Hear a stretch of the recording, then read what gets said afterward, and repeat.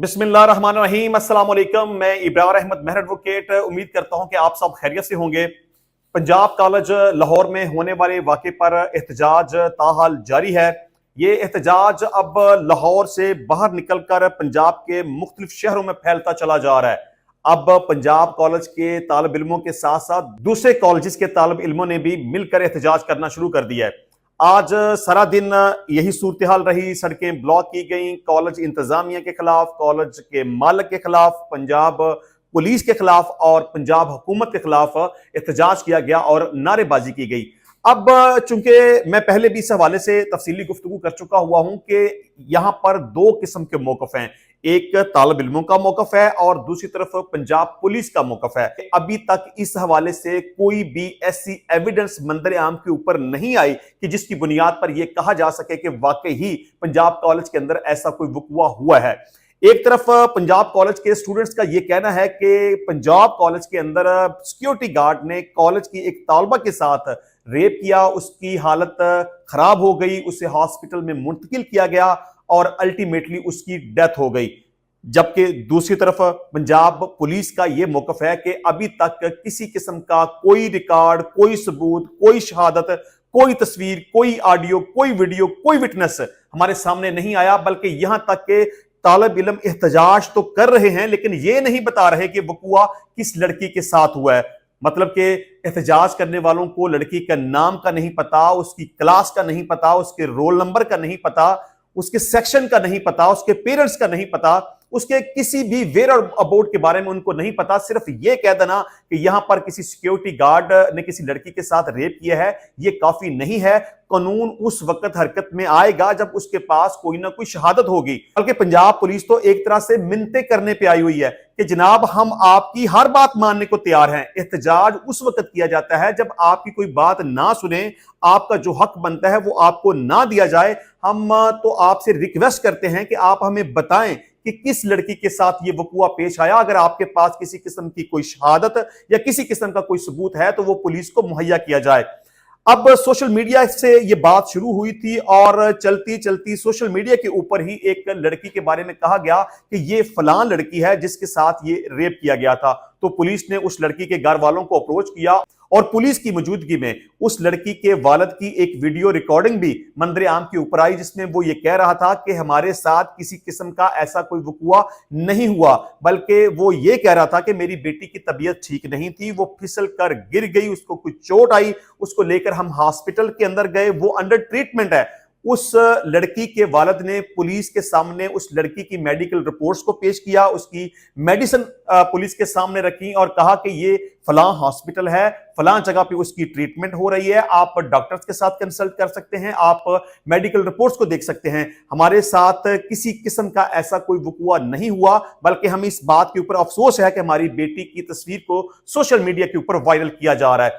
देखें, यहां तक बात तो सही है, एहतजाज करें, जरूर करें। अगर आप ये समझते हैं कि आपके साथ कुछ गलत हुआ है तो उसके ऊपर कानून को हरकत में आना चाहिए, उसके ऊपर एहतजाज करना चाहिए और अपने हक को हासिल करने के लिए आवाज बुलंद करनी चाहिए। लेकिन बात फिर वही आएगी कि जब आपको यह नहीं पता होगा कि रेप किस शख्स ने किया, किस गार्ड ने किया, किस लड़की के साथ हुआ, आपको अगर उस लड़की के वेयर अबाउट्स के बारे में पता नहीं होगा तो कानून क्या करेगा। मैं समझता हूं कि यहां पर नौजवानों को इस्तेमाल करने की कोशिश की जा रही है, या तो सोशल मीडिया के ऊपर एक झूठी खबर को फैलाकर इंतशार और बदअमनी पैदा करने की कोशिश की जा रही है, या नौजवानों को किसी सियासी मकसद के लिए इस्तेमाल करने की कोशिश की जा रही है। यह बड़ी ही कॉमन सेंस की बात है। जब विक्टिम सामने नहीं आएगी, कोई एप्लीकेशन सामने नहीं आएगी, किसी किस्म की कोई सबूत और एविडेंस रिकॉर्ड के ऊपर मौजूद नहीं होगा तो पुलिस क्या करेगी।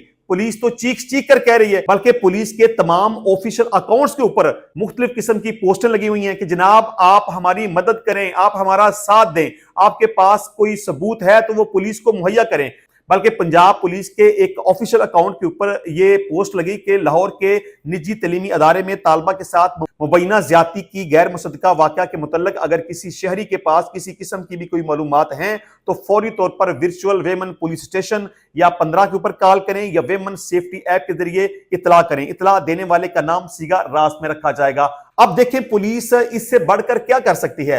अगर आप बिला वजह हाथों में डंडे उठा लें या आप सड़कों को बंद करना शुरू कर दें या आप बिला वजह पैनिक क्रिएट करने की कोशिश करें या आप बिला वजह एहतजाज करें और पंजाब के हालात को खराब करने की कोशिश करें तो फिर पुलिस इसमें क्या किरदार अदा कर सकती है। देखिए पुलिस को आप बुरा उस वक्त कहें, पुलिस के ऊपर तनकीद आप उस वक्त करें, पुलिस को आप लान तान उस वक्त करें जब पुलिस आपकी बात मानने को तैयार ना हो। अगर आपके पास ही किसी किस्म का कोई सबूत नहीं होगा, किसी किस्म की कोई एविडेंस नहीं होगी, विक्टिम आपके पास नहीं होगी, आपको विक्टिम के नाम तक के बारे में पता नहीं होगा, तो पुलिस इसके ऊपर क्या करेगी। मैं समझता हूं कि पहली बात तो यह है कि इस तरह का कोई वक़ुआ नहीं हुआ, और अगर इस तरह का कोई वक़ुआ हुआ भी है तो उस वक्त तक कानून हरकत में नहीं आ सकता जब तक के एहतजाज करने वालों को विक्टिम के बारे में, उसके नाम के बारे में, उसके वेयरअबाउट के बारे में पता नहीं होगा, और कानून उस वक्त तक भी हरकत में नहीं आ सकता जब तक कि पुलिस के पास कोई एविडेंस नहीं होगी, पुलिस के पास कोई कंप्लेंट नहीं होगी। तो लिहाजा मैं समझता हूं कि फिलहाल जो एहतजाज किया जा रहा है वो बेवजह और बेमकसद है। अच्छा जी, इसके अलावा पाकिस्तान तहरीक इंसाफ की सियासी कमेटी के इजलास में वज़ीर आला खैबर पख्तूनख्वा अली अमीन गंडापुर और हमाद अदर के दरमियान सख्त जुमलों का तबादला हुआ है। आपको पता है कि इस वक्त हमाद अदर साहब मंदरे आम के ऊपर नहीं है, उनका स्टेटस एक इश्तिहारी की तरह है, वो तकरीबन साल 1.5 साल से छुपे बैठे हुए हैं। तो सियासी कमेटी के इजलास में अली बिन गंडापुर एहतजाज मुखर करने के हक में बात करते रहे। हमाद अदर ने SCO कॉन्फ्रेंस के दौरान एहतजाज करने पर जोर दिया। अब अली मीन ने हमाद अदर को जवाब दिया कि आप खुद रोपोश हो और वर्कर्स को कह रहे हो कि बाहर निकलो।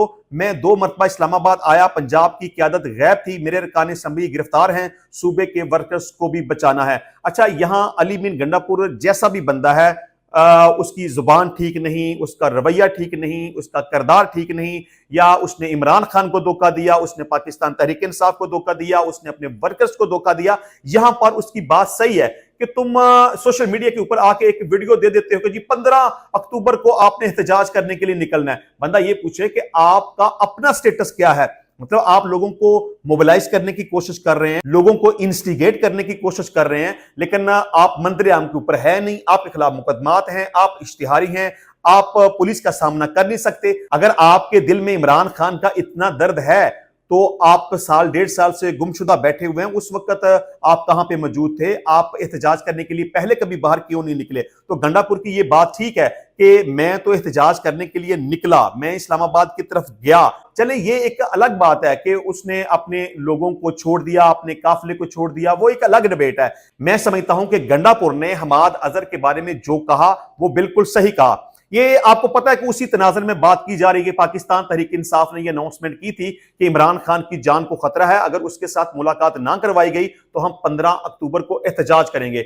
अब पंजाब की तमाम लीडरशिप तो खामोश थी, कोई भी मंदरे आम के ऊपर नहीं आया। तो हमाद अदर ने एक वीडियो पैगाम जारी करते हुए यह कहा कि इमरान खान के लिए मेरी जान भी हाजिर है, जबकि इससे पहले उन्होंने इस तरह का कोई वीडियो पैगाम नहीं दिया। मतलब कि इमरान खान के लिए पहले उनकी जान हाजिर नहीं थी, अब इमरान खान के लिए उनकी जान हाजिर है। और उनको यह भी पता है कि मैंने लोगों को यह तो कह दिया है कि आपने डी चौक की तरफ जाना है, लेकिन उन्होंने खुद बाहर नहीं निकलना। उन्हें पता है कि अगर वो बाहर निकलेंगे तो पकड़े जाएंगे और उनको जेल में बंद कर दिया जाएगा और फिर जल्दी उनकी रिहाई मुमकिन नहीं होगी।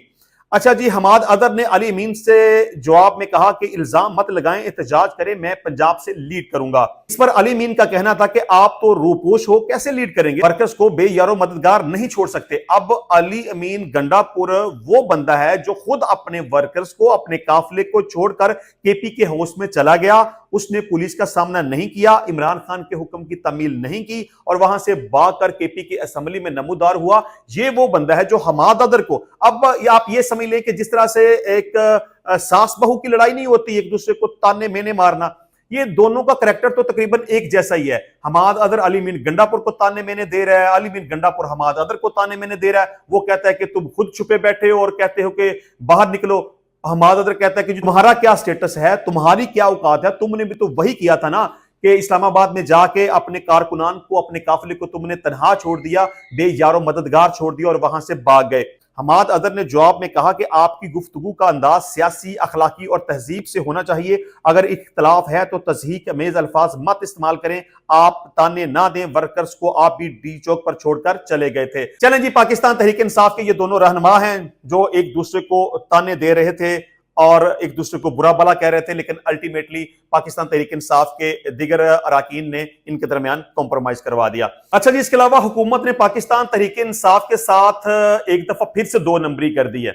आपको पता है कि पाकिस्तान तहरीक इंसाफ ने यह अनाउंसमेंट की थी कि इमरान खान साहब की जान को खतरा है, लिहाजा हमारी उनके साथ मुलाकात करवाई जाए। और बैरिस्टर गौहर साहब ने यह एप्लीकेशन दी थी कि मेरी इमरान खान साहब से मुलाकात करवाई जाए और उनके जाती मुआलज की इमरान खान साहब से मुलाकात करवाई जाए ताकि वो उनका चेकअप कर सकें। यह मामला चलता चलता अल्टीमेटली 15 अक्टूबर आ गई, क्योंकि पाकिस्तान तहरीक इंसाफ ने यह डेडलाइन दी थी कि अगर आपने हमारी बात ना मानी, इमरान खान से हमारी मुलाकात ना करवाई, तो हम डी चौक की तरफ जाएंगे और एहतजाज करेंगे। तो गवर्नमेंट ने अल्टीमेटली पाकिस्तान तहरीक इंसाफ की इस बात के ऊपर इत्तेफाक कर लिया, ठीक है जी आपकी मुलाकात करवा देते हैं। लेकिन गवर्नमेंट ने वादा तो कर लिया, लेकिन अपना वादा वफा नहीं किया। हुकूमत ने पाकिस्तान तहरीक इंसाफ के साथ 2 नंबरी की, अपने वादे के ऊपर अमल दरामद नहीं किया। कमिटमेंट ये थी इमरान खान साहब से मुलाकात करवाई जाएगी और उनके जाती मुआलज को इमरान खान साहब से मुलाकात करने दी जाएगी ताकि वो इमरान खान साहब का मेडिकल चेकअप कर सकें, लेकिन ऐसा नहीं हुआ। अच्छा जी, डॉक्टर आसम यूसुफ 1.25 घंटे से जायद अडाला जेल के बाहर मौजूद रहे। उन्होंने अडाला जेल के सिक्योरिटी अमले को अपने क्वाइफ भी नोट करवाए। डॉक्टर आसम यूसुफ इमरान खान से मुलाकात की इजाजत ना मिलने पर वापस चले गए। उनका कहना था कि मुझे बताया गया है पिम्स अस्पताल के डॉक्टर्स को तिब्बी मुआयने की इजाजत है, जेल हुकाम ने मुझे इमरान खान से मिलने की इजाजत नहीं दी। डॉक्टर आसम यूसुफ का कहना था कि काफी देर इंतजार के बाद मैं जेल से वापस रवाना हुआ हूं। तो इमरान खान साहब के जाती मुआलज को जेल में नहीं जाने दिया गया, इमरान खान साहब से मुलाकात नहीं करवाने दी गई और जो हुकूमत ने पाकिस्तान तहरीक इंसाफ के साथ वादा किया था वो गवर्नमेंट ने अपना वादा पूरा नहीं किया। अब देखते हैं कि इसके ऊपर पाकिस्तान तहरीक इंसाफ का आइंदा लाहे अमल क्या होता है। तो इंशाल्लाह मिलते हैं नेक्स्ट टाइम नई वीडियो में नए टॉपिक के साथ। तब तक के लिए इजाजत दीजिए। अल्लाह हाफिज।